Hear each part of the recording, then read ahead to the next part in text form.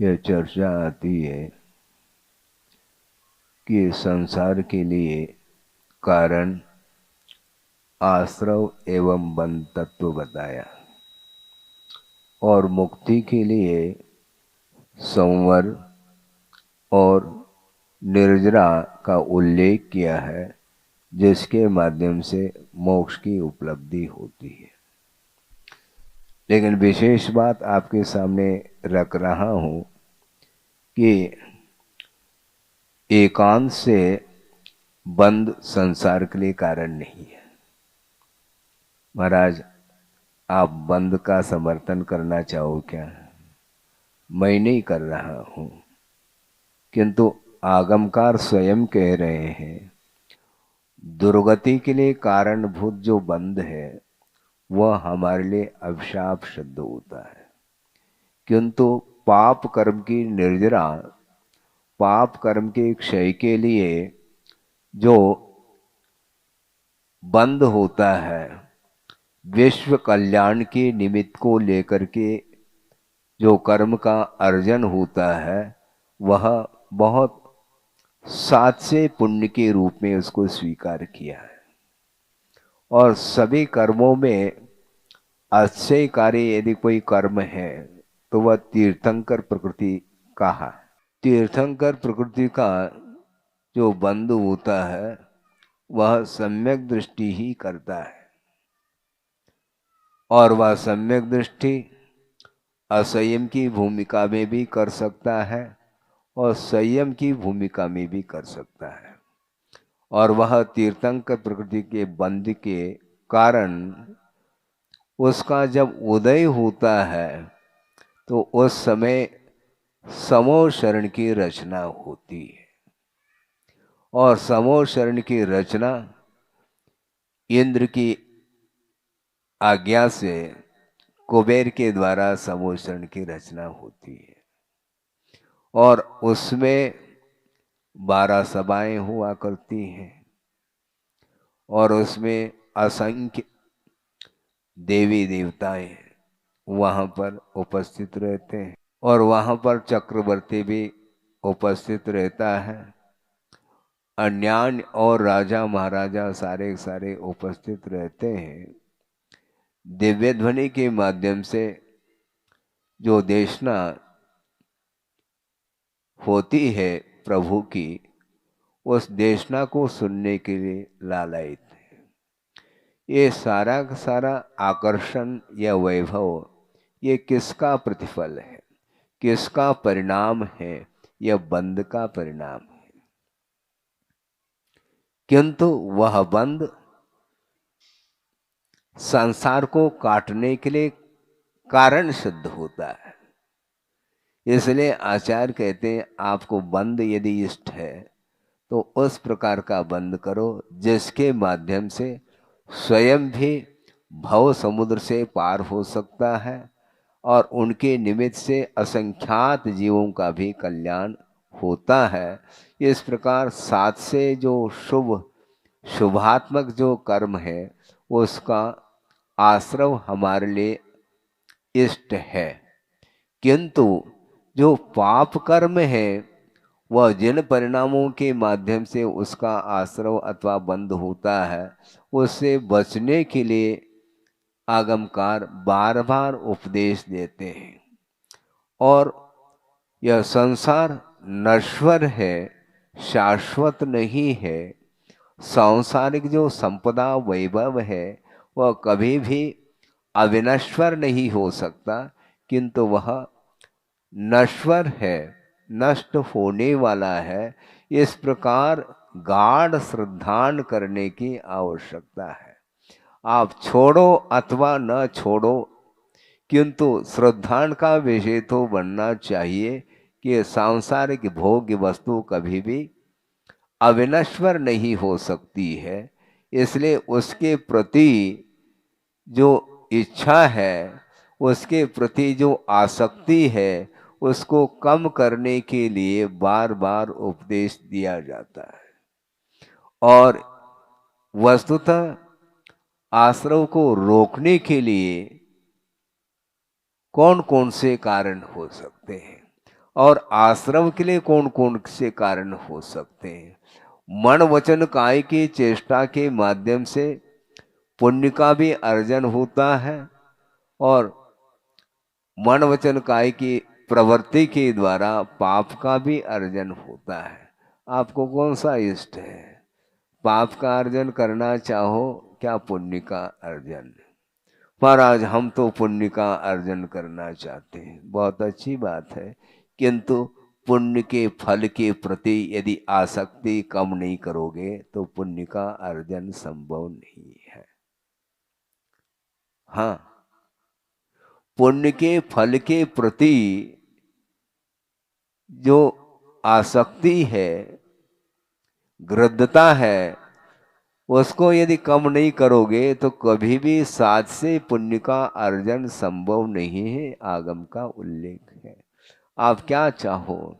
और पुण्य के फल के प्रति उपेक्षा का भाव जिस समय होता है तो उस समय उसके दृष्टि में वह संसार नश्वर दिखाई देता है, अन्यथा नहीं। अनंत काल से संसारी प्राणी इसी जगत में परिभ्रमण कर रहा है, किंतु वह परिभ्रमण क्यों कर रहा है जगत में? वह जगत नहीं है, जागता नहीं है। जो जागता है संसार में रहते हुए वही उस संसार से पार हो सकता है, ऐसा कहा है। एक प्रार्थना के रूप में एक श्लोक आपके सामने रखा जा रहा है और उस प्रार्थना को सुनकर के जो गुरु क्या उपदेश देते हैं, किसका आलम्बन लेना चाहिए, इसका भाव एक श्लोक में आपके सामने रखा जा रहा है। अपार संसार समुद्र मध्य, सुना आपने? अपार संसार समुद्र मध्य निमज्जतो में शरणम किमस्ति, गुरो कृपालो कृपया वदैतत्।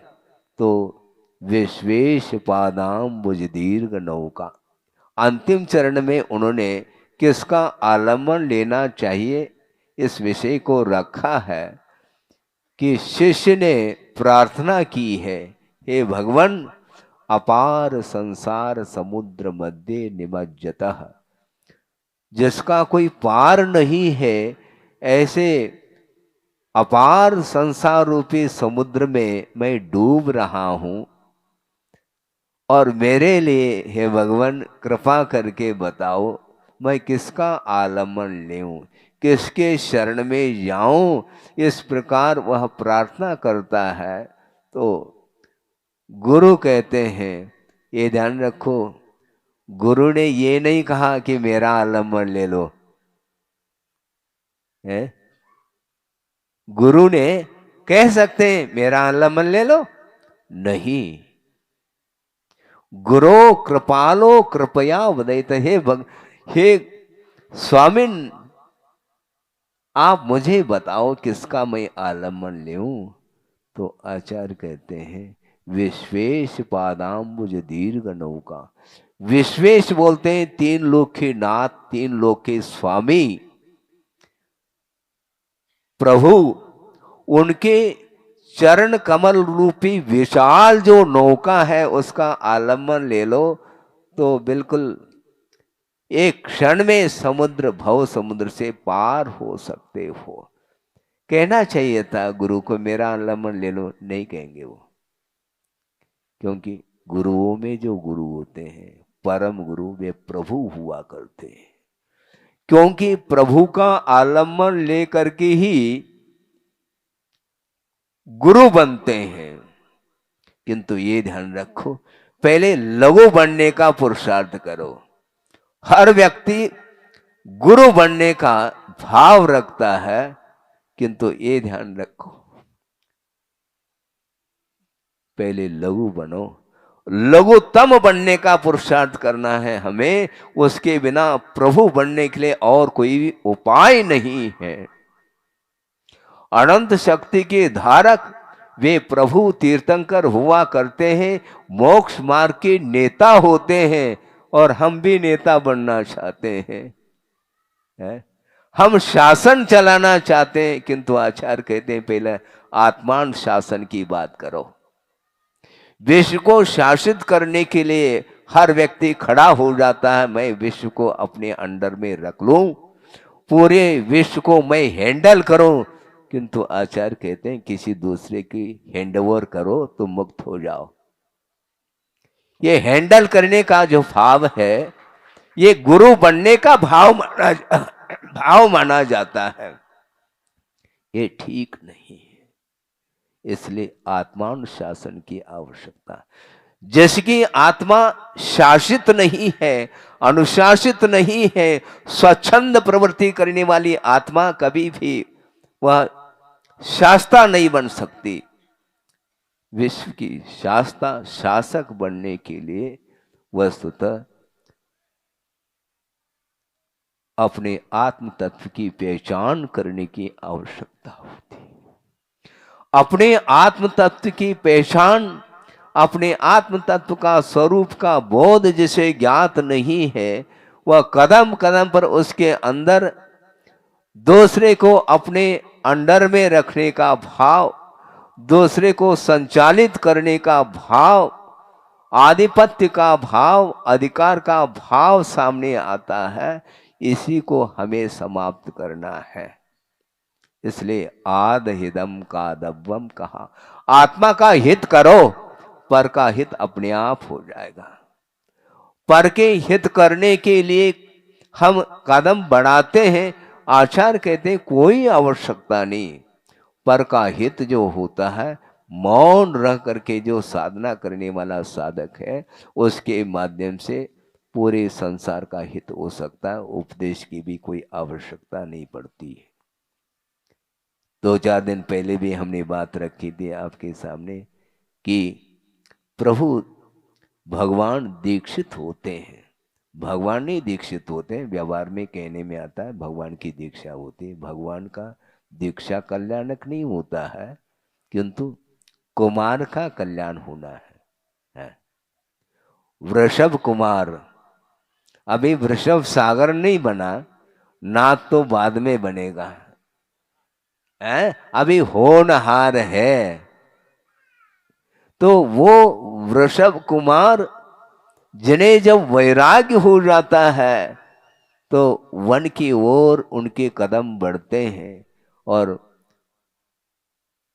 माता पिता रुदन करते रहते हैं, बार बार समझाने का पुरुषार्थ करते हैं। बाद में साधना कर लेना, अभी तो वैभव जो आपके लिए मिला है, उस वैभव को आप निश्चिंत हो करके उसका उपभोग करें। इस प्रकार बार बार भगवान के माता पिता की भी इच्छा होती है। कौन चाहता है अपना पुत्र संत बन जाए? है? कोई चाहता है? संत बनना अच्छा नहीं है क्या? अच्छा तो महाराज, लेकिन सब आपके लिए, मेरे लिए थोड़ी। आप तो बन गए, आप संत बनो, महंत बनो, किंतु वहां तक पहुंचने की क्षमता, कैपेसिटी हमारे अंदर कहाँ है? इसलिए भगवान के माता पिता भी वो रुदन मचा रहे हैं। इसके उपरांत भी वैराग्य एक बार उत्पन्न होता है, वह उसकी गाड़ी रिवर्स नहीं हो सकती और आगे बढ़ते चले जाते। सोचो, विचार करो। उनके अंदर विश्व कल्याण करने का भाव नहीं है ऐसा नहीं, किंतु विश्व का कल्याण करने वाला जो व्यक्ति है वह स्वयं का कल्याण पहले कर ले। गुरुदेव ने एक बार कहा था, हालांकि व्यवहार का वो निषेध नहीं करते हैं, किंतु श्रमण जीवन भर व्यवहार में न उलझे, उसको निश्चय तक पहुंचाना है। इसलिए उनका ये कहना था कि किसी ने मुनि महाराज के दर्शन किए और उन्होंने धर्म वृद्धि का आशीर्वाद दिया। तो उस समय गुरुदेव का ये कहना था, तुम्हारा कल्याण हो गया क्या? तुम्हारा स्वयं का कल्याण हो गया? दूसरे के कल्याण के लिए तुम आशीर्वाद का हाथ उठाते हो। निषेध नहीं करते हूं, किंतु इसमें ज्यादा रुचि नहीं लेना चाहिए। रुचि का अर्थ दूसरे को आकर्षित करके दिन भर हम आशीर्वाद का ही हाथ सामने रखें तो वह कभी भी, सामने वाला जो व्यक्ति है वह कभी भी धर्म से आकर्षित नहीं हो सकता। वस्तुतः हाथ उठाने से, आशीर्वाद का हाथ उठाने से ही कल्याण होता है, ये अनिवार्य नहीं है।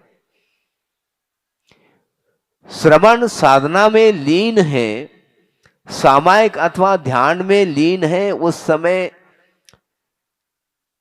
श्रावक आया है, चरणों में नतमस्तक हो रहा है, तो अपना ध्यान छोड़ करके आशीर्वाद दे दे, क्योंकि आशीर्वाद से तो कल्याण होता है महाराज, ये ध्यान रखो। ये जब बाहर आते हैं ध्यान से उस समय यह प्रसंग आता है, किंतु विश्व को भूल करके जो अपने आत्मा में लीन होता है, अपने परमात्मा तत्व को प्राप्त करने के उद्देश्य को लेकर के वह विश्व को भूलना चाहता है, तो विश्व को भूलने वाला व्यक्ति ही अपना आत्मा का भी कल्याण कर सकता है और विश्व का भी कल्याण कर सकता है। इसलिए वृषभ कुमार को वैराग्य हो गया और वह दीक्षित हो जाते हैं, किंतु दीक्षित होने के उपरांत वह मंच पर बैठ करके माइक के सामने अच्छे आराम से 1 घंटा निवेदन करने के लिए प्रतिदिन आते हैं, तो उनको आकर्षित करना चाहिए नहीं। महाराज वो दुकान नहीं चलाना चाहते हैं क्या? वो दुकान चलाना नहीं चाहते हैं क्या?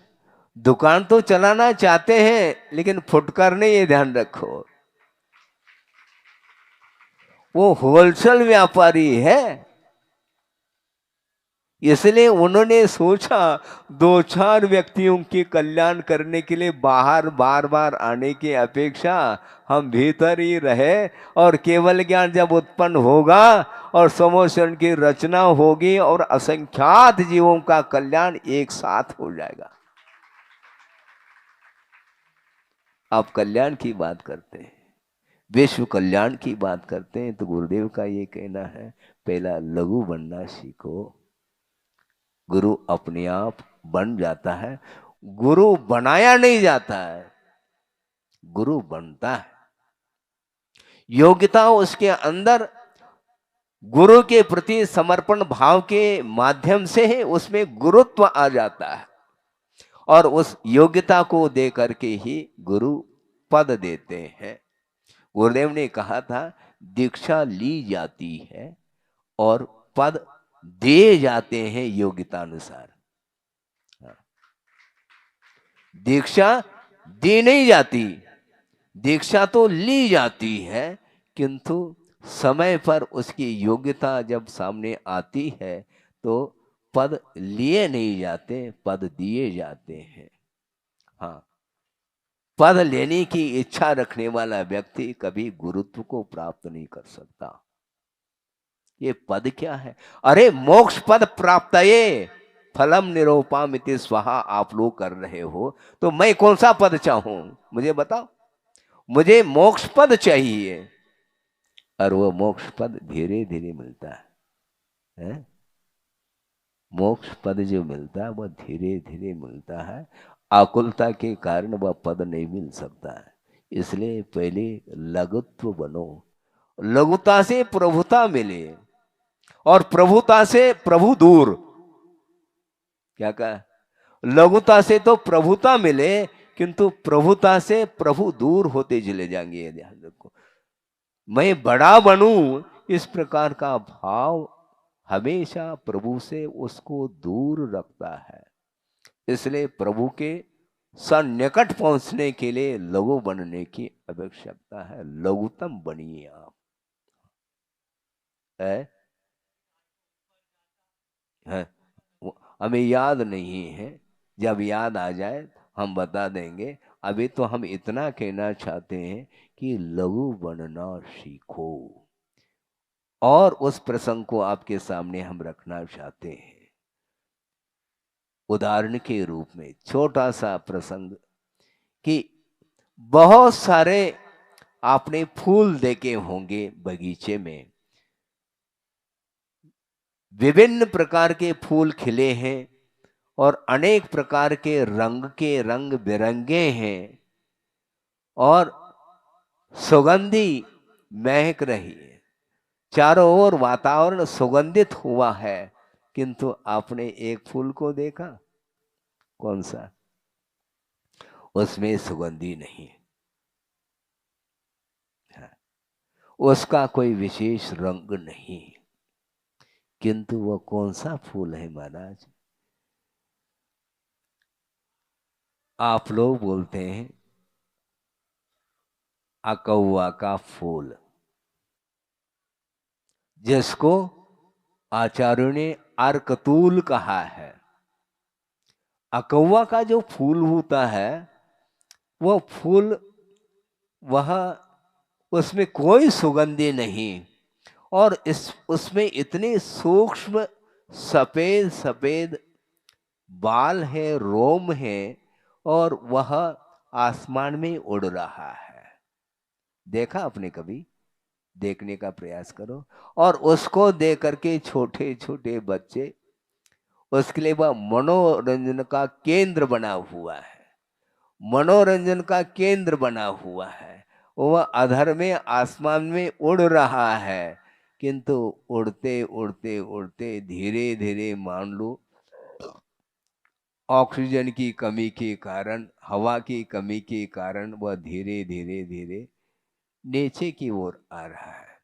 और नीचे की ओर आते ही धरती का टच किया उसने, किंतु धरती सूखी नहीं थी, किंतु वहां पर कीचड़ मचा हुआ था, और वह कीचड़ में वह आंख का फूल गिर जाता है। अकौआ का फूल, उसके उड़ने का जो स्वभाव था वह समाप्त हो गया। क्यों? क्यों हुआ है? वह करदम में गिर गया, तो उड़ने का स्वभाव समाप्त हुआ।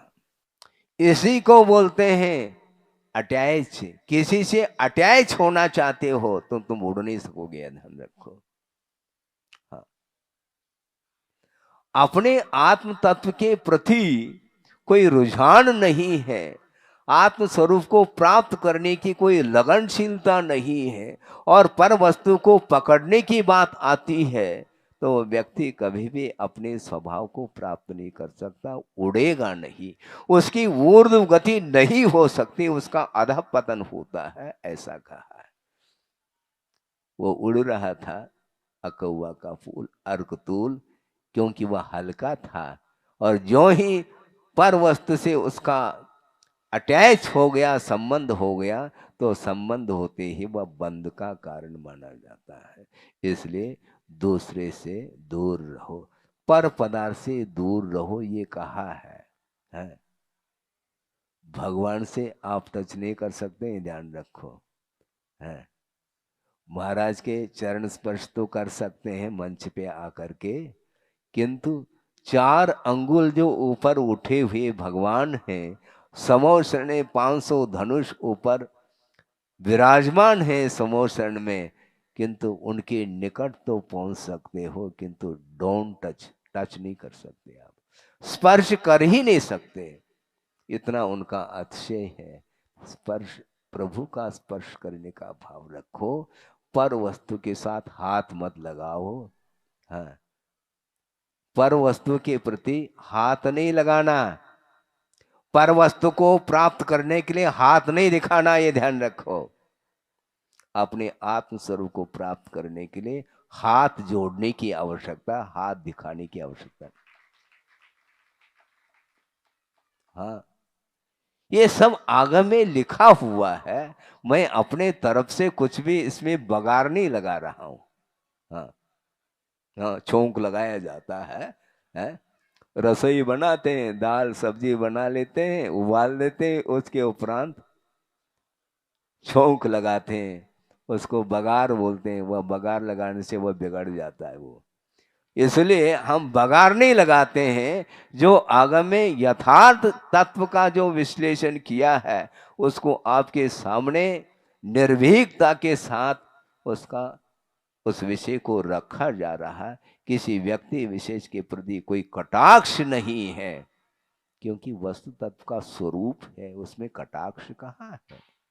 इसलिए प्रभु बनना चाहो तो सर्वप्रथम लघु बनने का पुरुषार्थ करो। और लघु कौन बनता है? तीन लोग के पति, जगतपति बनना है। उद्योगपति जी, हाँ, जगतपति बनना है तो जगतपति बनने के लिए पूरा निछावर किया जाता है, ये ध्यान रखो, तब सर्वतोभद्र बनता है। बार बार सोचो नहीं। सर्वतोभद्र, चारों ओर से भद्रता, उसके दर्शन करते ही भद्रता आ जाती है जीवन में। इसलिए सर्वतोभद्र के लिए गुरुदेव ने मंगलमय आशीर्वाद दिया है और आप लोगों के कंधों पर वह दायित्व दिया है, भार दिया है। उस भार को लेकर के चलना है। महाराज बहुत बड़ा भार है, जल्दी करो ना, फिर भार उतर जाएगा। जल्दी करो। बिल्कुल यूनिक बनना चाहिए। अपनी हवेली को बनाने के लिए करोड़ों अरबों रुपए खर्च करते हो और जिनालय, जिनेन्द्र भगवान का वह आलय अर्थात मंदिर है जिसमें जिनबिंब को स्थापित किया जाएगा, तो उस मंदिर को इतना डेकोरेट करना चाहिए, तीन लोक में उस प्रकार का कोई मिसाल देखने में नहीं आना चाहिए। इसलिए तीन लोक के नाथ बनने के लिए जो लौकिक जो संपदा है, वैभव है, उसको जीर्ण तृण के समान समझ करके वो वृषभ कुमार निकल गए हैं और आपको निकलने के लिए पाठ दिया है, ये ध्यान रखो। इसी प्रकार सबको निकलना है एक दिन, इंदौर को खाली करना है, इंदौर में रहना नहीं है।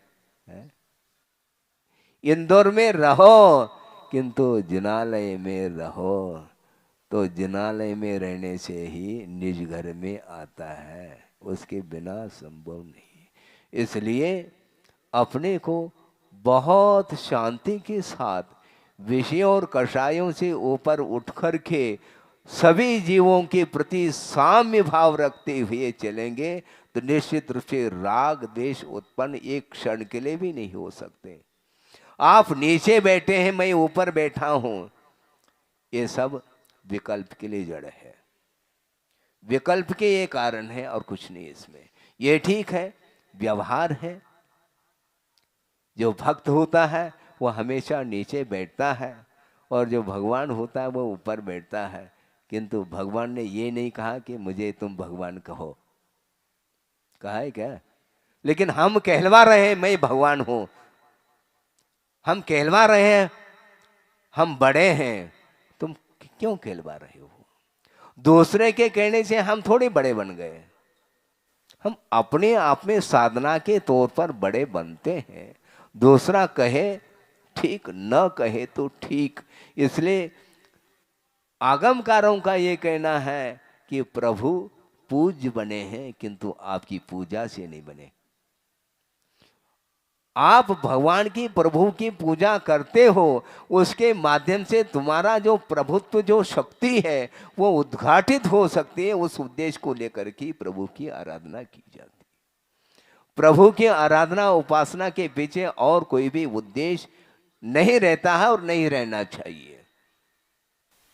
इसलिए षोडश कारण भावना के माध्यम से तीर्थंकर प्रकृति का बंद किया था और वह जब उदय को प्राप्त होता है तो केवल ज्ञान होता है। तो मैं ये कह रहा था कि वृषभ कुमार ने दीक्षा, स्वयं दीक्षा ली, किंतु एक दिन भी उपदेश देने का भाव उनके अंदर नहीं रहा। क्यों? पहले हम साधना कर लें। गुरुदेव ने कहा था, प्रसंग के अनुरूप कह रहा हूँ कि हजारों की संख्या में पंगत बैठी है भोजन के लिए और परोस रहा है, परोसने वाला यदि भोजन पहला नहीं करेगा तो परोस नहीं पाएगा, पक्की बात है। क्योंकि परोसते परोसते परोसते दिन अस्त हो सकता है। तो परोसने के लिए स्वयं क्या क्षमता भी तो चाहिए, एनर्जी चाहिए, स्वयं के भीतर शक्ति चाहिए। इसलिए भगवान ने सोचा पहले अच्छे ढंग से हम अनंत शक्ति को धारण कर लें ताकि सबका हम कल्याण कर सकें। हाँ, आत्म कल्याण के बिना पर का कल्याण संभव नहीं है। हाँ, क्योंकि हमने बुंदेलखंड में ही ये उक्ति पढ़ी थी, पर उपदेश कुशल बहुतेरे। बहुत लोग जो है कुशल हो सकते हैं दूसरे को उपदेश देने के लिए। ये कला है, प्रवचन की एक कला है, और इस कला से पूरी सभा को बांध सकता है और पूरी सभा को केंद्रित कर सकता है, मंत्र मुग्ध कर सकता है। किंतु ये ध्यान रखो, ये कला है। इस कला के माध्यम से कल्याण नहीं होता।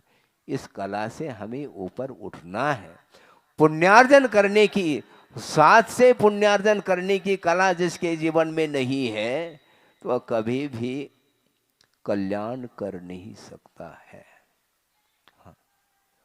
72 कलाएं होती हैं पुरुष की, और स्त्री की कितनी? 64।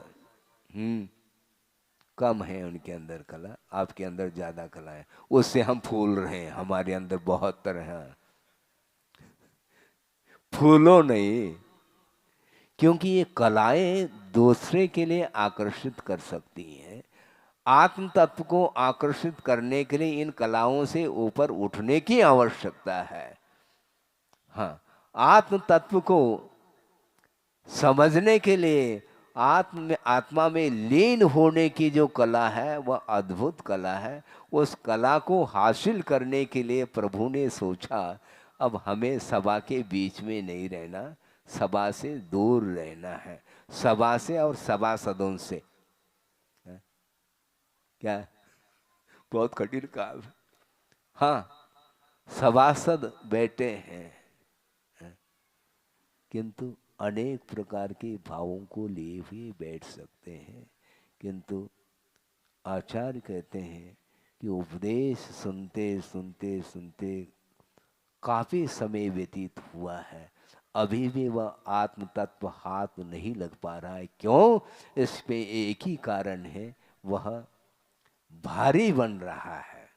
भारी बनने वाला व्यक्ति कभी भी उत्थान को प्राप्त नहीं हो सकता, निश्चित रूप से वह पतन को प्राप्त होता है। इसलिए परिग्रह से दूर रहो, परिग्रह से दूर रहो।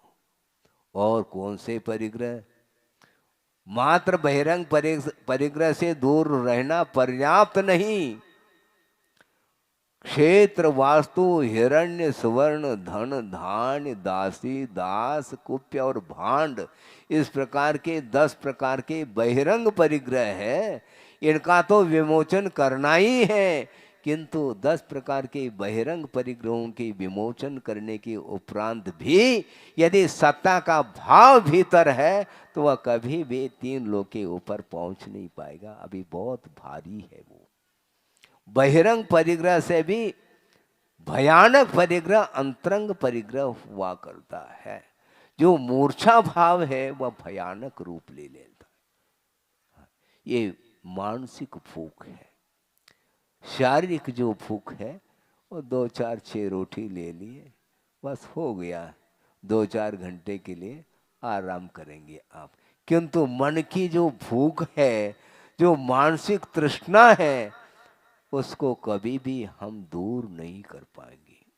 गुरुदेव ने एक मुहावरा सामने रखी थी, वो कन्नड़ में है, किंतु उसका भाव आपके सामने रख रहा हूँ। वो ये है, उन्होंने कन्नड़ में वो उक्ति कही थी कि हुनसी मुप्पादरे हुಳಿ मुप्पे। ये प्रश्नार्थक है ये सूक्ति। एक वृक्ष है, इमली का वृक्ष है, वह बहुत बूढ़ा हो गया है वृक्ष, किंतु उसकी खटास बूढ़ी नहीं हुई। क्या सुना? इमली का वृक्ष बूढ़ा हो चुका है, धराशायी होने को है, इसके उपरांत भी उसकी जो खटास है वह बूढ़ी नहीं हुई। इसलिए बहिरंग परिग्रह के त्याग के उपरांत भी यदि खटास बनी है तो कभी भी उसका उत्थान संभव नहीं। इसलिए अंतरंग जो परिग्रह है, तृष्णा है, जो आसक्ति है, गृद्धता है, पर वस्तु के ऊपर जो है एक प्रकार से अधिकार प्राप्त करने का भाव है, उसको जब तक आप समाप्त नहीं करोगे तब तक कभी भी आत्म तत्व दिखाई नहीं देगा। अपनी अपनी पर्सनैलिटी को देखने के लिए हाँ, सुबह उठते ही आईने का प्रयोग करते हैं, दर्पण में देखते हैं, किसको देख रहे हो? परमात्मा तत्व को देख रहे हो क्या? परमात्मा तत्व उस दर्पण में, आईने में देखने में आता है? नहीं आता। किंतु प्रतिदिन उसका एक आवश्यक बना हुआ है। जिस प्रकार श्रमण लोग स्वाध्याय करते हैं प्रतिदिन, उसी प्रकार वह प्रतिदिन उठते ही नहा धो करके क्या करता है? बाहर निकलने के पहले हाँ, अपने आप को, अपने लिए नहीं, मैं दूसरे के लिए किस प्रकार, मुझे कोई देखेगा तो लगना चाहिए, अपना एक अलग अस्तित्व देखने में आना चाहिए दुनिया के बीच में। इसलिए वह आईने में देखता है और शरीर को और अलंकृत करता है वस्त्राभूषणों से। वस्त्र अलग है, आभूषण अलग है। आभरणों के माध्यम से उस शरीर को वह डेकोरेट कर रहा है, अलंकृत कर रहा है। किंतु आचार्य कहते हैं, किसको अलंकृत कर रहे हो? सोचो, विचार करो। यह शरीर नश्वर है और इसके पीछे क्या क्या कर लेता है, उसके दिमाग में बात उतरती नहीं। प्रतिदिन का यह क्रम है। आप नहा लो, धो लो, अनेक प्रकार के सुगंधित वस्तुओं का इस्तेमाल करने के उपरांत भी वह शरीर पसीने से तर हो जाता है, तो वह शरीर बदबू मारता है। शरीर से सुगंधी नहीं फूटती। तुम इतर लगा हो, कुछ भी लगा हो, इतर तितर बितर हो जाएगा उस पसीने के कारण। इसके उपरांत भी प्रतिदिन वही कार्य जारी है उसका। इसी को बोलते हैं पर वस्तु के प्रति जो लगाव है। पर वस्तु का स्वरूप उसको ज्ञात नहीं है।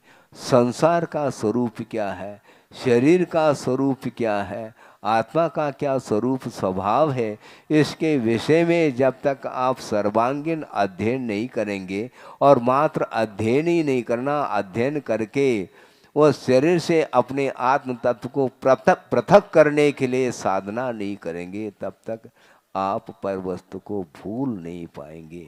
अहिंसा परमो धर्म की जय।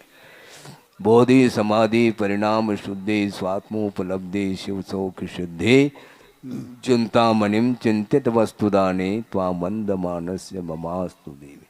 परम पूज्य आचार्य गुरुवर श्री विद्यासागर जी मुनि महाराज की जय।